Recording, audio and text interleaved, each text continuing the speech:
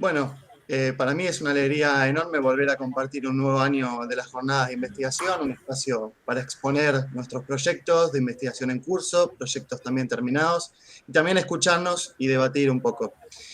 Nos acompañan en esta mesa Michelle Cedeño y Mayra Brandes como asistente de moderación y apoyo técnico. Nos van a estar acompañando durante toda la presentación. Recuerden, expositores, expositoras, habíamos hablado de entre 7 y 10 minutos.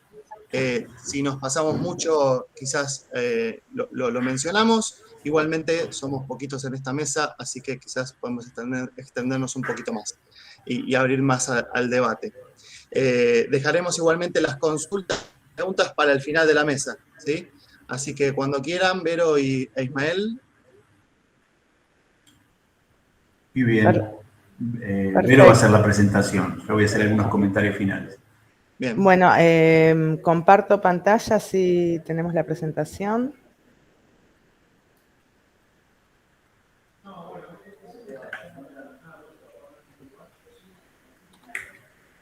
¿Ahí se ve? Perfecto. Bueno, perfecto.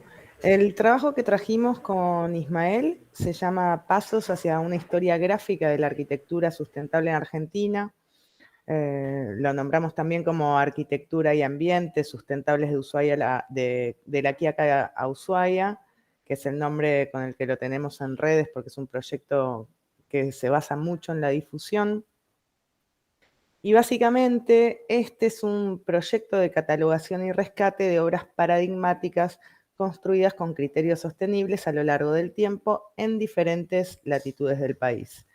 Como se ven en la imagen de la derecha, esta catalogación se da sobre una base de mapeo con un sistema de información geográfica que nos permite tener datos más acabados y poder acceder a la catalogación desde un mapa interactivo.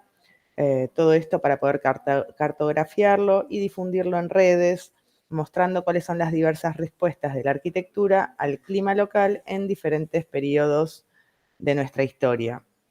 Este mapa que estamos confeccionando como acervo de la arquitectura sustentable se encuentra en la web, disponible, de acceso gratuito, tanto para estudiantes como para formadores, y ha sido galardonado con la beca Creadores del Fondo Nacional de las Artes 2021 y cuenta con antecedentes en el proyecto de investigación tesista CIPIT TRP04 de la FADUA. Los objetivos del proyecto son, como decíamos, la catalogación, rescate y visibilización de obras con criterios sustentables realizados en Argentina y conformar una base de datos que pueda ser utilizada libremente por público en general y para la formación de estudiantes de grado y posgrado. Y nos resulta muy importante el tema de introducir el conocimiento de las estrategias proyectuales más utilizadas bajo criterios bioclimáticos y sustentables en relación a la conciencia ambiental, tanto en diferentes periodos como en diferentes regiones. Y con esto a lo que apuntamos es a persuadir de la necesidad de la aplicación correcta de cada una de esas estrategias y de su pertinencia de acuerdo a la ubicación de cada obra. A la derecha se puede ver en la imagen cómo desde este mapeo GIS, entrando a cada uno de los marcadores, se puede acceder a información de cada obra, como puede ser los autores, el sitio de implantación, su geolocalización, las estrategias proyectuales, el momento de construcción y algunas fichas gráficas sobre todos estos análisis. Para este trabajo elegimos 3 categorías de clasificación. Vamos a empezar por la primera, que es la de zonas bioambientales o bioclimáticas, donde tratamos en la primera parte del proyecto de identificar una obra en cada una de las zonas y subzonas bioambientales de la clasificación de la norma IRAM 11603. que divide al país en 6 zonas y 12 subzonas, y dentro de las piezas gráficas vamos indicando a cuál pertenece a qué zona y subzona pertenece cada una, que como sabemos, la norma IRAM lo que ordena es el confort hidrotérmico en relación a las características climáticas locales. Esta es la primera categoría de clasificación y a lo que vamos a apuntar, al final se va a ver más claro, es empezar a entrecruzar qué sucede con cada una de las categorías de clasificación. La segunda categoría de clasificación que elegimos fue la periodización histórica. A partir de la historia de la arquitectura, con eventos relacionados con la energía o la sustentabilidad y la clasificación específica de la especialidad. Respecto a esto, buscamos algunos antecedentes para poder hacer esta clasificación, donde empezamos a diferenciarlos entre las características de arquitectura vernácula, lo que luego se llamó a partir del año 40 la arquitectura moderna situada, que se dio más a nivel local. Luego aparece el concepto de arquitectura solar. Ya más a fin del siglo podemos encuadrarlo dentro de lo que se denomina arquitectura bioclimática y bioambiental. Y por último, el concepto de arquitectura sostenible. Esta sería la segunda clasificación, que también empezamos a ver cuáles son las respuestas de la arquitectura, ya dijimos, en relación a las zonas bioambientales y también a la periodización histórica. Y como tercera clasificación, lo que buscamos fue caracterizar cuáles son las estrategias proyectuales, o sea, cuáles fueron las respuestas del hábitat construido frente a las características que veíamos en la primera y en la segunda clasificación. Y a través de esto, lo que buscamos es tener una catalogación por estrategias proyectuales de sustentabilidad utilizadas para aprovechar los recursos energéticos, materiales, reducir consumos. También están incluidos los recursos culturales, inmateriales, podríamos hablar, ya que las técnicas construidas parten de ahí. Y esta clasificación también habla de que la totalidad de las estrategias proyectuales utilizadas para mejorar la sustentabilidad, la eficiencia energética y el aprovechamiento de los recursos es muy extensa y diversa. A la derecha podemos ver diferentes infografías que fuimos realizando, donde se empieza a ver claramente. Las primeras de arriba, por ejemplo, pertenecen a la zona patagónica. En el medio a la derecha estamos hablando de una zona muy cálida y seca, donde vemos un sobretecho, y empezamos a armar dentro de esta catalogación piezas gráficas que nos resuman cuáles son estas estrategias utilizadas. Como les comentaba antes, en esta primera parte del proyecto, empezamos a seleccionar obras. Ya tenemos seleccionadas 70 obras, de las cuales desarrollamos tanto la infografía como el mapa interactivo que se encuentra en la web para 12 obras en principio, que luego iremos ampliando a medida que avance el proyecto. Y acá, Isma, ¿querés seguir vos? Hola. Está silenciado, Ismael.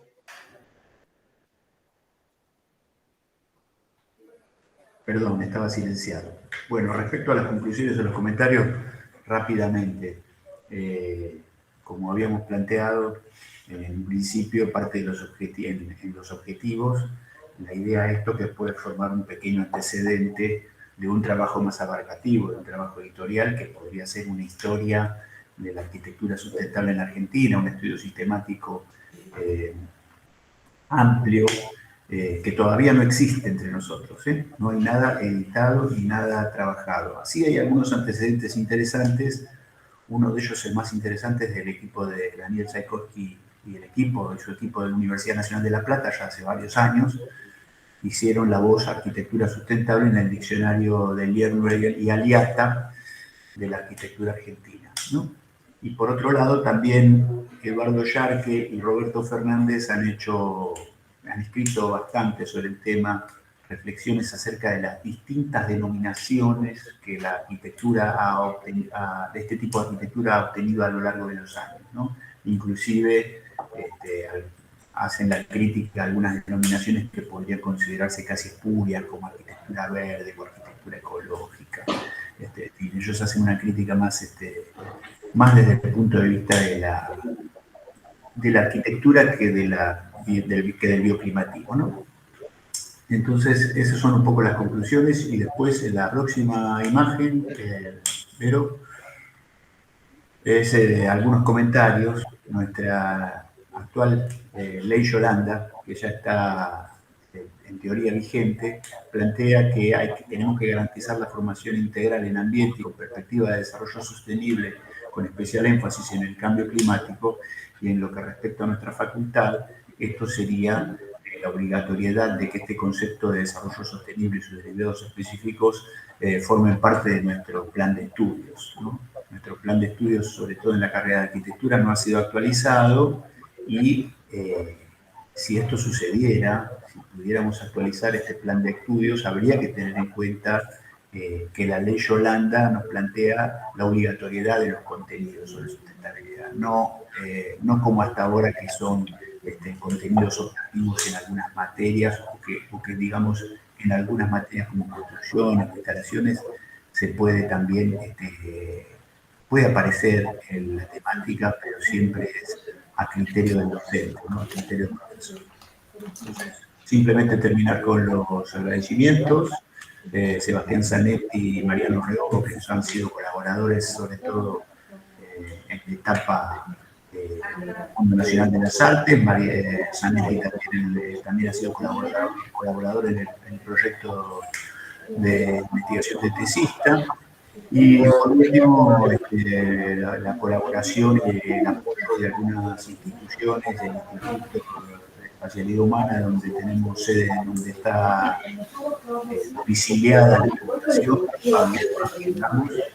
el colectivo de sustentabilidad AS6030, el Centro de Investigación del FADU, por supuesto el Fondo Nacional de las Artes, el cual la página web que no está al alcance de todos,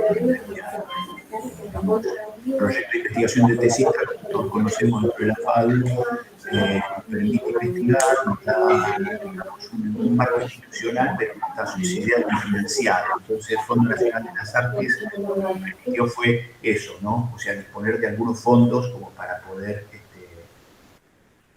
tener acceso a la página web, a un diseñador, a alguien que nos haga un poco el apoyo sobre el tema GIS, en fin. Gracias a ello pudimos hacer realidad el proyecto. Yo creo que con eso estamos, Emiliano. Muchas gracias. No sé cómo estamos de tiempo. No, estamos bien, muchas gracias, la verdad, muy bueno. Bueno. Ya hablaremos ahora después, escucharemos opiniones. Quedamos atentos a las preguntas. Bueno, siguiendo, si les parece, con el orden establecido por el programa de las jornadas, iría mi ponencia. Les expongo la presentación.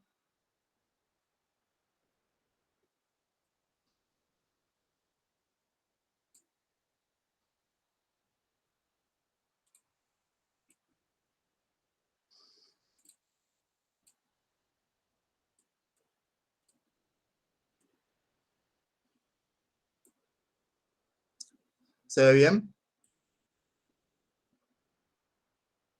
Genial. Sí, se ve perfecto. Gracias. Bueno, el trabajo se llama Categorías de Modelos Paramétricos y Técnicas de Visualización de Datos.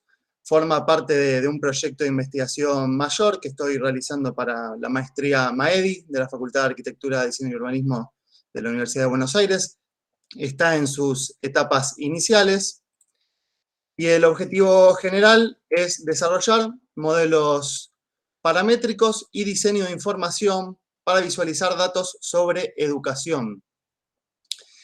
Con este objetivo que pretendo acercarme al diseño de modelos paramétricos como una forma de modelar a partir de métodos algorítmicos, métodos versátiles, entendiendo a un modelo como una representación de estos fenómenos dinámicos que pueden darse en problemáticas sociales o en realidades sociales complejas.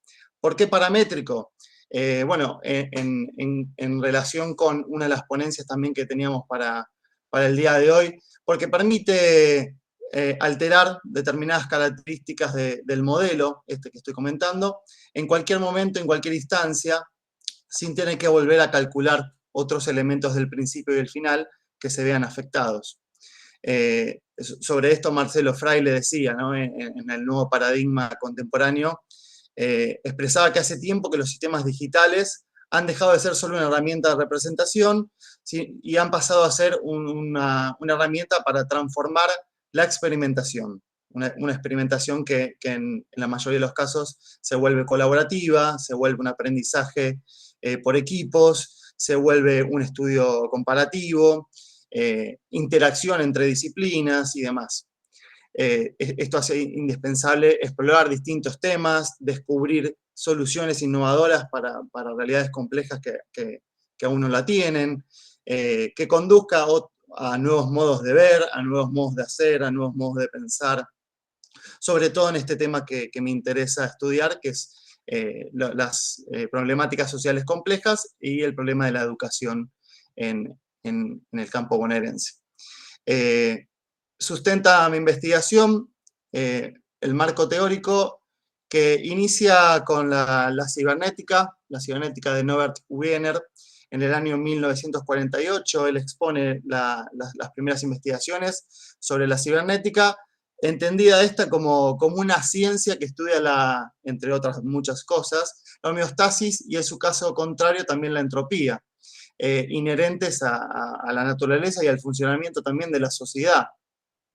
La cibernética ha colaborado a trazar analogías entre humano y máquina, y esta analogía, de acuerdo al autor, hace que el funcionamiento tanto del humano como de la máquina en muchos casos se vuelva análogo y encuentre cruces. Sustenta también el proyecto la teoría general de los sistemas de Bertrand Laffy, cuyas más importantes tesis afirman que la cualidad esencial de un sistema está dada en la interdependencia de las partes que integran todo el sistema y ambientes complementarios. Según esta teoría del autor, los sistemas pueden ser agrupados, en principio, en categorías que él llama reales, ideales y modelos, y de acuerdo a la relación que tienen con su ambiente, naturales o artificiales, y de acuerdo a la relación que tienen también con el ambiente y su origen, no solo en naturales y artificiales, sino en ambientes cerrados y abiertos. Y por último, la teoría de la geometría fractal, una teoría basada en muchos otros teoremas, pero esta teoría de Falconer es de la década del 90, un poquito más reciente, pero está basada en teoremas, por ejemplo, en este primer teorema, que es conocido por trazar el primer diseño fractal matemático de Weierstrass, o el conocido copo de nieve de Koch, que en este caso, en esta representación, adopta la forma, pero bueno, tiene otros colores modificados. O los triángulos y alfombra de Sierpinski, en este caso representados en la placa en un cubo. Tomamos también como referencia los conjuntos de Julia, también basados en teoremas fractales, lo mismo los fractales de Van der Waals. Y finalmente la teoría del caos y el teorema de Lorentz. La teoría del caos es la rama de la matemática y la física, entre otras ciencias que también utilizan estos sistemas complejos del caos, que se basan en sistemas dinámicos, sistemas no lineales, en los cuales pequeñas variaciones pueden implicar grandes diferencias en todo el comportamiento futuro y predictivo. Por eso lo tomo y por eso me sería de sustento para todo lo que es diseño paramétrico. Si bien no hay una definición universal sobre aquello que sería el caos, pero hay 3 ingredientes en los que todos los científicos están de acuerdo que sería la definición. Primero, que tienen un movimiento oscilante, el sistema no es azaroso y surge, como mencionamos recién, de la no linealidad. Y además es muy sensible a las condiciones, cosa que también al momento de parametrizar algoritmos de este estilo se vuelve interesante. Traje una cita del filósofo Deleuze y de Guattari, que está muy relacionado con o esta galería de monstruos, como diría Henry Poincaré. Un rizoma no empieza ni acaba, siempre está en el medio, entre las cosas. Es un interser. Buscar un principio, fundamento, implica una falsa concepción del viaje y del movimiento. La idea entonces de Deleuze y de Guattari desarrollaron las estructuras de pensamiento alrededor de la complejidad con el concepto de rizoma.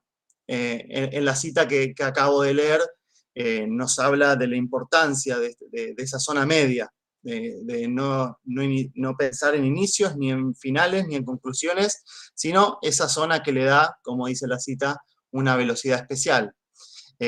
Sumamos también a los filósofos Charles Hanks por la complejidad de sus ideas no lineales, y sumaría también a Edgar Morin, que hizo referencia a los asociados heterogéneos y a la paradoja de lo uno y lo múltiple. Traje una cita de Morin: reunir en sí orden, desorden y organización, y en el seno de la organización lo uno y lo diverso. Esas nociones han trabajado las unas con las otras, de manera a la vez complementaria y antagonista. Se han puesto en interacción y en constelación. Mencionamos estos filósofos y no puedo dejar de mencionar que una importante disciplina que va a ser también de ayuda a la hora de estudiar los modelos paramétricos son los algoritmos genéticos, aquellos que en 1970 teorizó Henry Holland. Algoritmos genéticos denominados así por la inspiración de la evolución biológica. Uno de los artículos también que teníamos o que tenemos en esta mesa habla sobre este tema, así que seguramente se podrá exponer después. Entonces, sobre algoritmos genéticos, desarrollo una primera hipótesis. Una hipótesis de la investigación sería que con el modelado paramétrico ayudaría a predecir comportamientos dentro de la trama social y ayudaría a actuar en consecuencia. Obviamente esto sin dejar de atender que la escalabilidad que tienen estos algoritmos, problemáticas complejas que pueden ser afectadas por convergencias, obviamente, de resultados no satisfactorios. Del conjunto de software para estudiar el modelado paramétrico, elegí la aplicación Grasshopper 3D, la aplicación que se instala en CAD de Rhinoceros 3D. La elegí por ser de código libre y porque muchos investigadores concluyen que es un buen punto inicial por esa constante expansión que está teniendo la aplicación. Entonces, a partir de ese software, empecé a probar modelos paramétricos a partir de todo esto que estamos mencionando.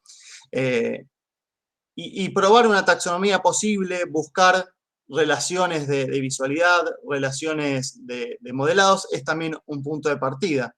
Me basé en la página web Food for Rhino, que también es considerada una de las que tiene mayores, lo que llaman add-ons o sustento para el Grasshopper.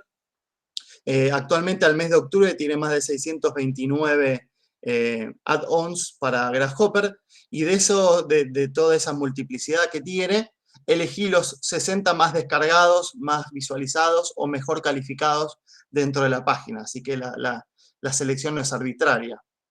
Esos 60 son los que vemos acá en pantalla. Disculpen si se ven chiquitos, tampoco era la idea que se vean los nombres de todos, ni hacer una lista, pero sí ver que se hizo un registro, por lo menos, o capturas de cómo funcionan esas 60 aplicaciones más descargadas dentro del sitio.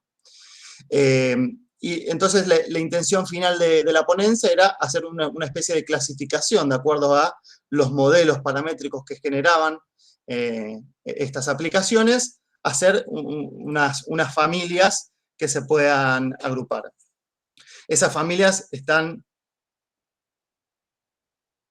basadas en otros estudios también de taxonomías y de categorías, por ejemplo, el catálogo desarrollado por Severino Ribeca, también las cualidades básicas de todo esquema que desarrolla Costa, las herramientas de Business Intelligence de las autoras Cavavilca Rodríguez y Jiménez Merino, el directorio descriptivo de Wilke, las categorías de Sanco, Domínguez y Ochoa, y las dimensiones de Córdoba Celi y Alatriste Martínez. De la comparación de todos estos antecedentes y el testeo de estas aplicaciones en el programa Grasshopper 3D, aplicación de rinoceros, concluimos entonces en lo que podríamos tener como categorías de 6 familias, de acuerdo a los modelos obtenidos. Estas 6 familias son arborescentes y fractales, conexiones, jerarquías y de relación cromática, reticulares y mallas, topográficas, interactivas y de realidad aumentada, y de proximidad y de distribución. Vamos a pasar a detallar rápidamente cada una de ellas. El primer grupo, el de arborescentes y fractales, se pueden reunir todos aquellos modelos que tienen una analogía con la figura del árbol y además o ideogramas más utilizados en el tipo de esquemática. Acá también incluí a los fractales que mencionamos anteriormente. En un segundo grupo funciona como un entramado de sistemas de relaciones. Pueden ser de forma radial, estrellada, polares, multidireccionales, pero siempre sobre una tabla, no siempre, pero generalmente tienen una tabla de ejes cartesianos, a veces tienen barras, a veces tienen figuras. Lo característico más particular de este grupo es el sistema de nodos. Siempre hay nodos que confluyen y se expanden entre los elementos y se relacionan entre sí. Un tercer grupo es la agrupación que reúne a retículas de patrones repetitivos, estructuras de forma de tejidos, texturas morfológicas, mallas tridimensionales.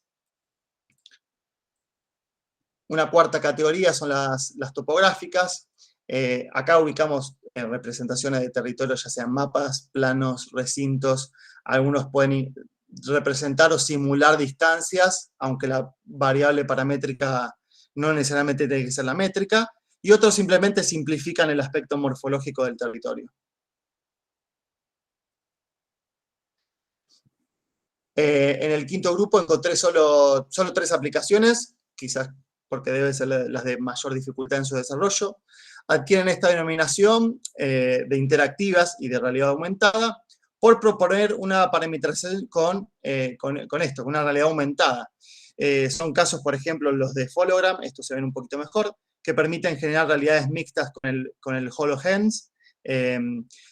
Firefly, que permite interactuar entre el mundo real y el mundo físico, generalmente con microprocesadores como Arduino. Y por último, Crow, que sirve para censar estados ambientales en redes neuronales. Y un último grupo que funciona con campos magnéticos nativos de la aplicación. La misma aplicación Grasshopper tiene esta herramienta que se llama campos magnéticos y realizan una aproximación de modelos. Son estructuras que se generan por proximidad, que generan estructuras geométricas basadas también en la multiplicación de líneas, puntos y de formas. En definitiva, bueno, la investigación a través de categorías permite realizar una primera aproximación entre estos modelos de representación que puedo utilizar para luego de obtener datos de educación, realizar estos esquemas, esta visualización de datos, y seguramente en próximas jornadas con gusto estaré compartiendo la puesta a prueba de todas estas aplicaciones en el ámbito educativo secundario del conurbano bonaerense. Así que bueno, muchas gracias.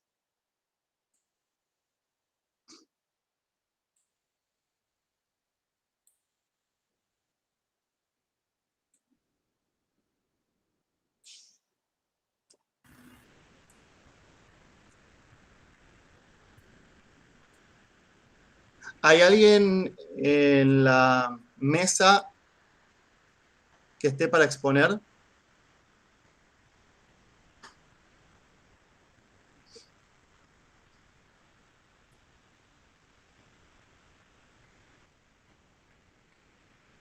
Bueno, nos han fallado algunos expositores y expositoras, así que bueno, llegamos entonces a la finalización. Abrimos entonces el espacio para consultas, para intervenciones que quieren hacer, tanto de los expositores, expositoras, como del público.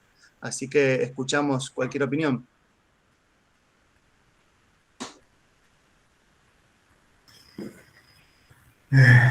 Bueno, felicitarte, Emiliano, por el trabajo tan exhaustivo. Nada más que eso, pensé que cuando vi la cantidad de diapos que tenías, pensé, este no va a llegar, pero bueno, finalmente te pasaste un poquito con el tiempo, pero estuvo muy bien, así que te agradezco. Y muy interesante, ¿no? El tema de los fractales.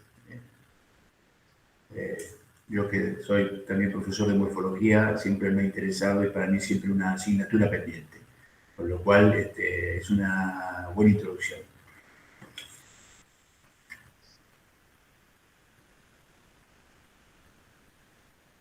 Algún comentario que me quedó sobre mi charla, simplemente ahí, que bueno, un poco por la velocidad no mencionamos, existen muchísimas clasificaciones en Argentina respecto de clima, ¿no? Hay muchos tipos de clasificaciones históricamente, inclusive nosotros en nuestros estudios primarios y secundarios hemos